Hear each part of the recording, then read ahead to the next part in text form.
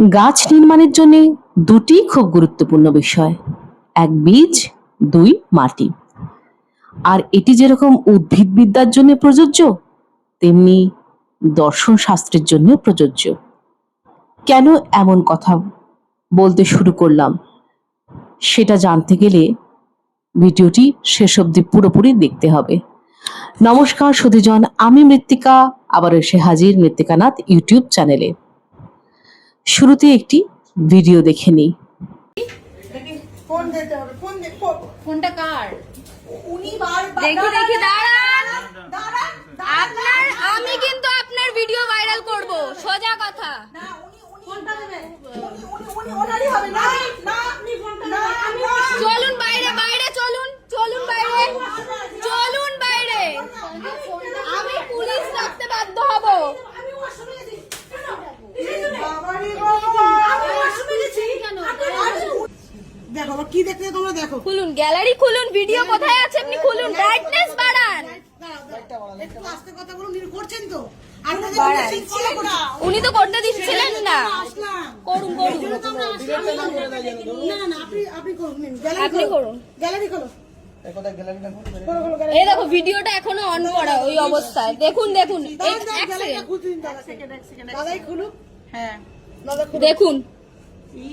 দেখুন স্টার্টিং ভিডিওটা। এই দেখুন 1 ঘন্টা 5 সেকেন্ডের ভিডিও, 1 ঘন্টা 5 সেকেন্ডের ভিডিও। চলুন আগে ভিডিওটা ডিলিট করা হোক। বন্ধুরা, শুরুতেই বললাম যে গাছ নির্মাণের জন্য দুটি খুব গুরুত্বপূর্ণ বিষয়, এক বীজ, দুই মাটি। এখানে বীজ হলো মানুষের মন আর মাটি প্রশাসন। দেখুন, মানুষের মন সে বিভিন্ন ফ্যাক্টরসের উপরে ডিপেন্ডেন্ট।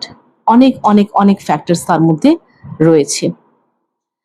জেনেটিক ফ্যাক্টরস, তার পরিবেশগত ফ্যাক্টরস, তার শিক্ষা, তার আপব্রিঙ্গিং, ছোট থেকে বড় হওয়া, এই সব কিছু মিলিয়ে মিশিয়ে একটা ফ্যাক্টর তৈরি হয়, তার মন। তো অসংখ্য মানুষ, অসংখ্য মন, মনের উপর কোনো নিয়ন্ত্রণ নেই। তার মানে বীজের উপরে কোনো নিয়ন্ত্রণ নেই। বীজ কিন্তু নানান ধরনের বীজ আমাদের সমাজে রয়েছে, নানান ধরনের বীজ। এবার সেই বীজ যদি তার অনুকূল মাটি পেয়ে যায়, সেখানে বৃক্ষ নির্মাণ হয়, সেখানে গাছ নির্মাণ হয়। মনের মধ্যে একজন ধর্ষক বাস করতেই পারে, সেখানে কোনো সমাজের হাত নেই। কারণ কার মনের মধ্যে কে আছে বাইরে থেকে কি করে বোঝা যাবে? সম্ভবই না বোঝা। কে কিভাবে বড় হয়েছে, কার পারিবারিক শিক্ষার মধ্যে কি রয়েছে, কার জিনগত অভ্যেসের মধ্যে কি রয়েছে, এর উপরে কারোর হাত নেই। কিন্তু কথা হচ্ছে যে এই ধর্ষকের মন যখন বুঝে নেয় যে প্রশাসনটি তার অনুকূলে রয়েছে, তখন সে দুবার তিনবার আর ভাবে না, তখন সে তার কাজ করতে এগিয়ে যায়। এইটা হচ্ছে তার প্রকৃষ্ট উদাহরণ। ঘটনাটি ঘটেছে রুবি হাসপাতালে। রুবি হাসপাতালের যে লেডিস টয়লেট, সেই লেডিস টয়লেটের মধ্যে গোপন ক্যামেরা রাখা আছে, গোপন ক্যামেরা। এবং সেই গোপন ক্যামেরা বাইরে থেকে দেখছে কোনো পুরুষ ব্যক্তি। এই যে পুরুষ, তো জাত ধর্ষক, এর তো পুরো সিস্টেমের মধ্যেই ওই ধর্ষণ প্রণালী রয়েছে। এবার মাটিটা প্রশাসন কি করে যোগান দিচ্ছে বলছি। পুরো ঘটনার মধ্যে আপাত দৃষ্টিতে দেখলে মনে হবে যে এর মধ্যে তো প্রশাসনের কোনো গল্প নেই, এটা তো একটা প্রাইভেট হসপিটাল, ঘটনাটা ঘটে গিয়েছে। কিন্তু মেন্টালিটির মধ্যে কোনো ভয় নেই, কারণ আজ অব্দি যতগুলো ধর্ষণ কাণ্ড ঘটেছে, সে 2011 সাল থেকে শুরু করুন, পার্ক স্ট্রিট কাণ্ড, সেই সময় আমরা যারা দেখেছি ঘটনাটা চোখের সামনে বলবো না, টিভির পর্দায় আমরা যারা দেখেছি, যে যিনি নির্যাতিতা তাকে প্রমাণ দিতে হচ্ছে যে তিনি দুশ্চরিত্রা না দুশ্চরিত্রা নন, তাকে প্রমাণ দিতে হচ্ছে। তিনি মারা গেলেন, বিচার পেলেন না, কোনো বিচার হয়নি, কামদুনি কাণ্ড। মেয়েটি মারা গেল, তার বান্ধবীরা সোচ্চার প্রতিবাদ করতে শুরু করলো, মাওবাদী তকমা পেল।